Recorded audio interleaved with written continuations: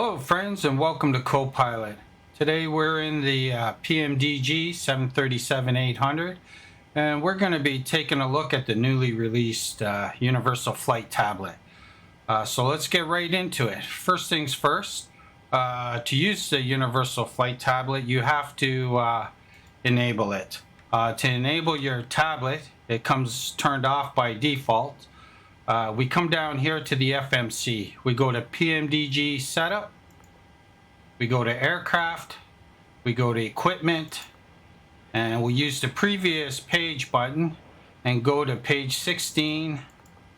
And on the bottom of page 16, you will find the flight tab or the flight tablet option, and you have to turn that on. So that's pretty easy, simple enough. And once you turn that on, you'll see that in the cockpit on either side, you'll have your two flight tablets. Alright, so here's the flight tablet itself. And as we can see, there are two apps on the flight tablet. We have the electronic flight bag and we have a performance tool. We're going to start with the electronic flight bag. Alright, here we have the home page of the electronic flight bag. It's split up to a left side, right side here. On the right side, we can see our moving map. And on the top right hand corner, we have several options for the moving map. The first option we have is our day-night mode. And then below that, we have a full screen for your map. You can make your map full screen. And below that, we have our zoom in, zoom out buttons. And below those we have a lock location button that keeps the map locked on your aircraft. Below that we have a map button. You have a couple of choices. As you can see, I have Navigraph Charts subscription, so I'm using the Navigraph moving map, but if you like you can also use the PMDG moving map if you want. You can also zoom right in on the map and see your airport and get your airport information and stuff right here. Got that locked. We'll unlock that so we can move our map around. There we go. And there's your moving map. All right, on the left side of the page is our flight details section. You can see right in the middle of the page is a big blue request data from SimBrief. You can now download your data directly from SimBrief. I no longer have to use the SimBrief downloader and import my data into my PMDG folders, which saves a little bit of time. It just takes away another step. So we're going to go ahead and set up a flight plan here, show you how it works, and I'll show you the tablet as we go along setting up the flight plan. Now before we do that, I'm going to quickly bring up our flight plan. Whoops, there's a generic flight plan I just quickly brought up. I used this in my last video series, this flight, and figure we'll use it again here. Alright, so as you can see, our flight plan, keep hitting that, CYYZ to Tampa, Florida. So that's our flight plan right there, just lately generated. So we'll close that off. So once you have your flight plan generated, you can come to your flight tablet and click on Request Data from SimBrief. And there you have it. It was pretty quick. Zoom out and you can see our flight plan on our moving map there. Now down on the bottom here, it gives us some weather information at our departure. We're in CYYZ. We can see we got winds at 250 at 9 knots, gusting 15 knots, 6 miles statute miles visibility. We got some light rain, overcast at 1,100 feet. Temperature 6, dew point 5. And we can also get our weather information for our arrival, our destination. Okay, so there's our flight plan. Now, when it comes to the weather briefing, I like to use the weather NOTAM tab on my SimBrief to get that. It just gives me a lot more information. I can actually get the ATIS reports for the 2 airports from there. But this gives you a quick overview of what your weather is going to look like. Now, if you go to the next tab under your home page, that's your OFP page. And there you will find your complete flight plan with NOTAMs, weight and balances, fuel, the whole 9 yards. It's all right here. So that is your OFP page, and you can confirm that it is the latest flight plan you just generated on SimBrief. Now, below your OFP page is your Navigraph charts page. This is where you're going to get all your charts from. So we'll go ahead while we're here and set up our charts. We'll go to departure, which is CYYZ. And as you can see, it gives us all the charts for the airport. So we're going to go through and pin the specific charts we want so they're quick and easy to find. So we'll start with CYYZ airport, and we want our airport info charts. So we scroll down. Oh, it's at the top here. There's our airport info. We'll pin that, and our takeoff minimums, we'll take that. For our departure, we will also need our SID. So we'll click on SID. And let's go and check out what our departure is. I keep hitting that. All right. We are departing runway 23, and we'll be departing via the beach departure to ERA. So we'll go back to our tab here, and we're going to scroll down and look for the beach 3. Runway 23 right here, and we'll pin that. That's our departure charts right there. All right, so now we can go and that's our departure charts. Let's go get our arrival charts. Click on arrival. There's our arrival airport, and we will be arriving on runway 1 left via the Days 1 arrival via the Banff transition. So we'll come down here. Here's our Days 1 arrival. We'll pin that. We'll get our airport information too. We'll get that. There's our airport info. And we're going to need our approach charts. So we'll grab our approach charts, and we want ILS or localizer 1 left. So we'll click on that. Okay, now as we go up here, if we go to airports, we can see all our airport charts are here. Our departure charts are here. Our arrival chart is here, and our approach charts are here.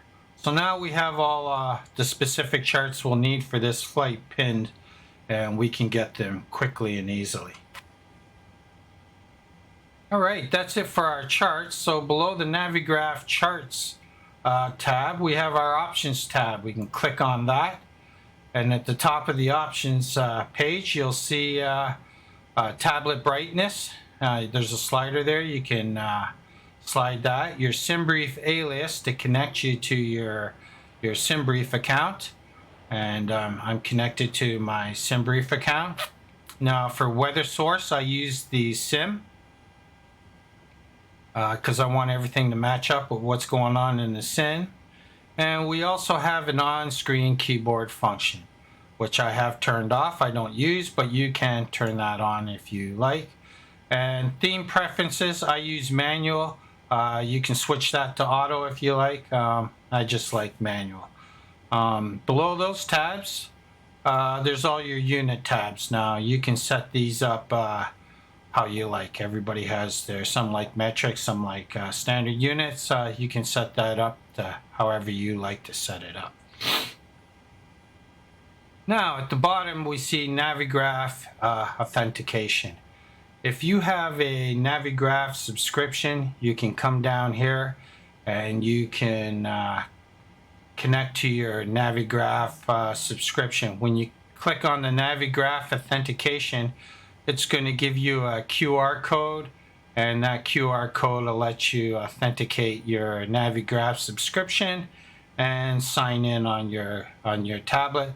And at the very bottom we have our factory reset button. And our very last tab is our information tab, and it just gives us the latest version of the tablet we're using.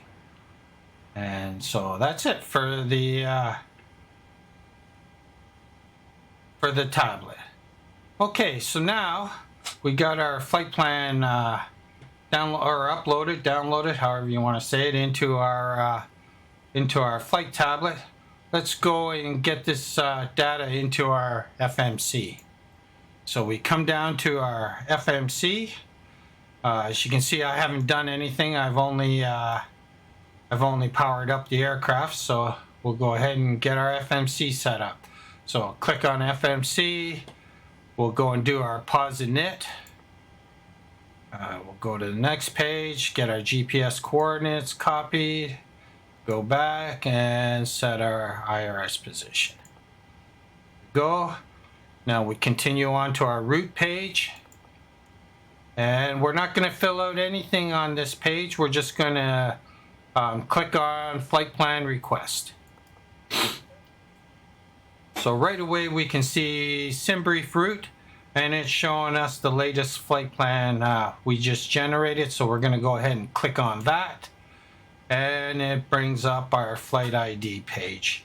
Now on this page we can set our payload, so we'll click on that, and it shows us on the bottom SimBrief payload set, and we can set our fuel. We'll click on that, and it's now showing us SimBrief block fuel set. So we can clear those messages, and we'll continue on to our select route. Now, once we clicked on our select route, we can see it's already going to get our flight plan for us. So we just have to wait on that. It takes a minute.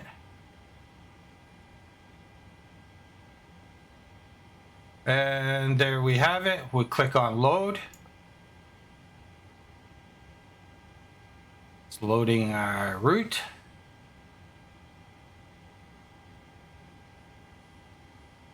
And it's loaded our route. We click on activate and execute. Now if we click on the next page button, we can see our route's been uploaded into our FMC. So we'll go back. Now once we got our route, since we're not going to use ATC here, we'll go ahead and do our departures and arrivals. So we'll click on our departure and arrival page. Now your departures and arrivals you'll still have to do manually. So we'll click on departures. We're departing runway 23, so we'll look for runway 23. There it is. And we're departing on the Beach 3 to ERA. And there we go, and we'll execute that. So our departures are set up. Let's go do our arrivals. Back to our departure arrival page. Click on arrivals, and we'll do our arrivals. We're arriving on runway 1 left, and we're coming in on the dates 1 arrival via Banff. And we'll click on Banff, and there's our arrival. We're not taking the pi transition here, and we execute. All right, so now you can continue back onto your route page, and if you now check your route page, you'll see that now our departures in there, our routes in there, and our missed approach information.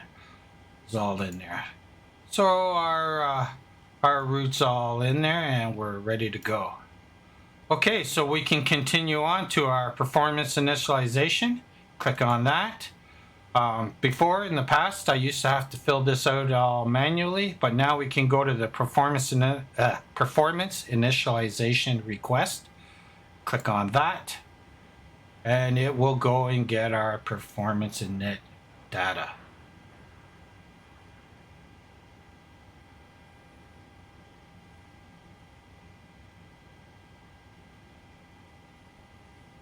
All right, it's taking its time here.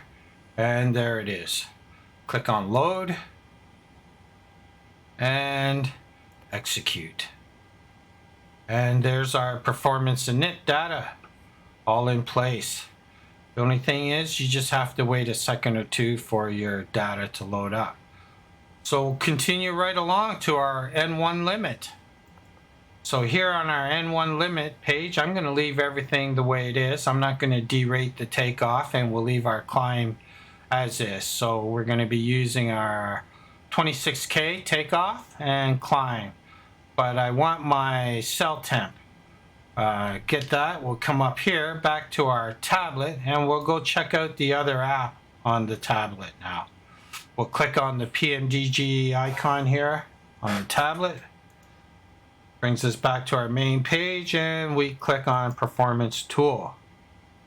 All right, here on the performance page, we can see we got several options. We're going to start with our takeoff option. You can see it's already put in our departure airport, CYYZ, Toronto Pearson. We're going to get our runway, which is runway 23. We're going to click on that, and it's brought up all our runway data. Our runway conditions today are, in fact, dry, so that is good. Gonna get my weather, import my weather. It's 6 degrees, and we're gonna get our aircraft information.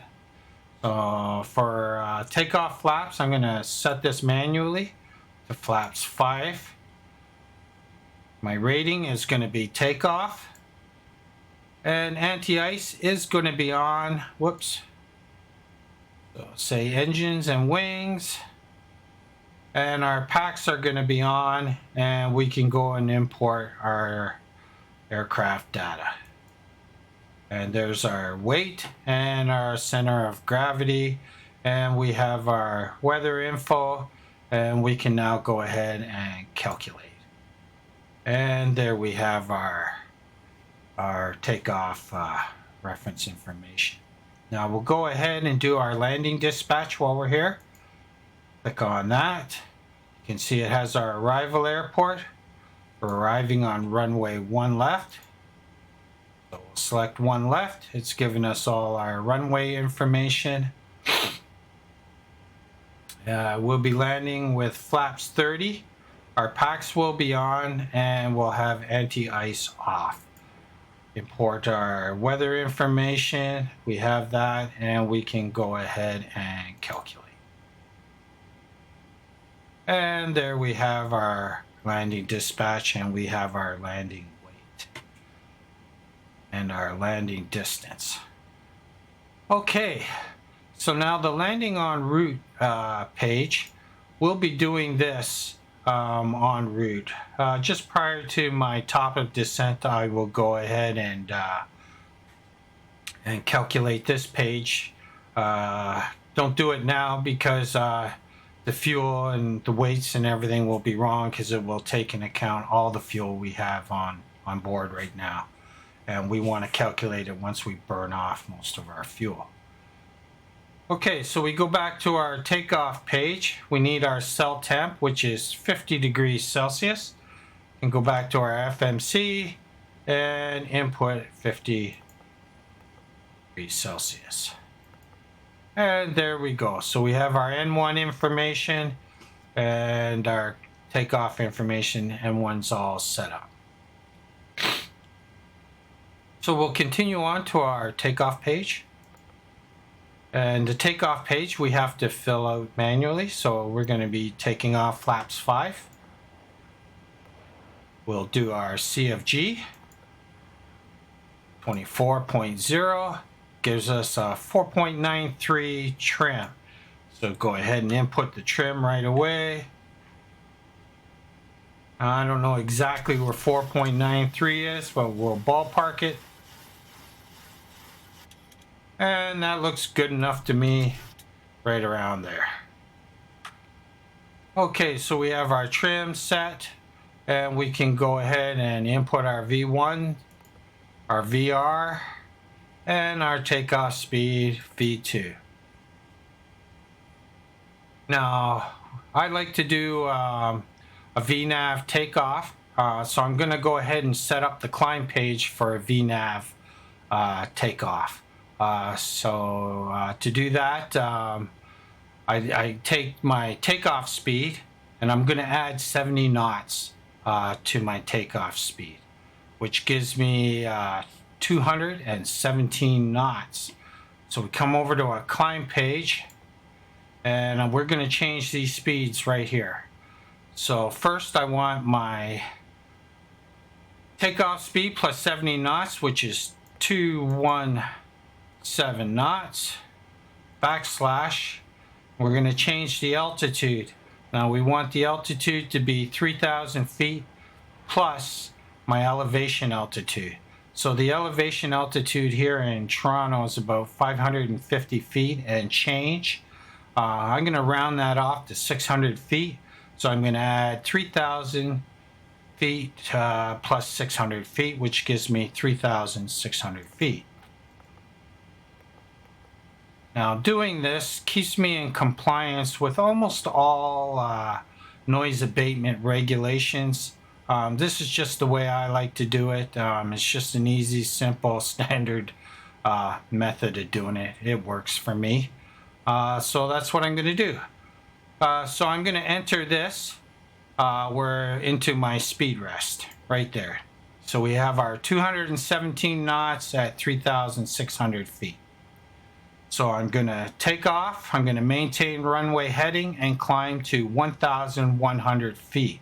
At 1,100 feet, I'm going to engage my autopilot, which is going to set my speed at 217 knots.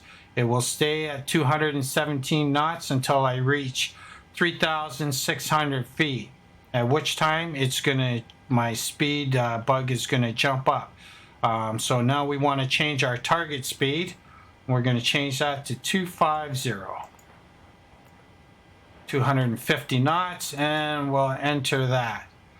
So now once we climb above 3,600 feet, my speed bug is going to jump up to 250 knots because we have to maintain 250 knots or slower below 10,000 feet. And then once I'm crossing 10,000 feet, I'm going to come down here. I'm going to click on Econ, and that will switch me over to my cost index profile. And then my speed bug for the rest of my climb will jump up to 290, 300 knots, somewhere around there. So we'll go ahead and execute that. So now we have that. Our climb is set up. Our route is downloaded. Now we have to go do our winds. So we come to our legs page. We click on route data on the bottom right here. And we'll go to our winds request and request our winds. So wait for a second for it to go get our wind data.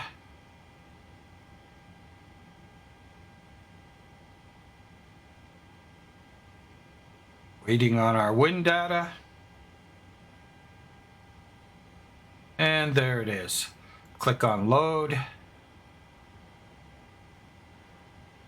And execute. There's our wind data. It's telling us our forecast uplink is ready.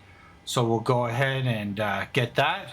Go to our descent page, go to forecast, and click on load. And there's our descent wind forecast, and we'll execute that. So now we have our winds. So the last thing I like to do when it comes to setting up my FMC is throw in a couple of fixes. So we'll go to our fix page, And here we are. Now the first fix I like to set up is our transition to our arrival. So we come back here, we can see our transition to our arrival is Banff.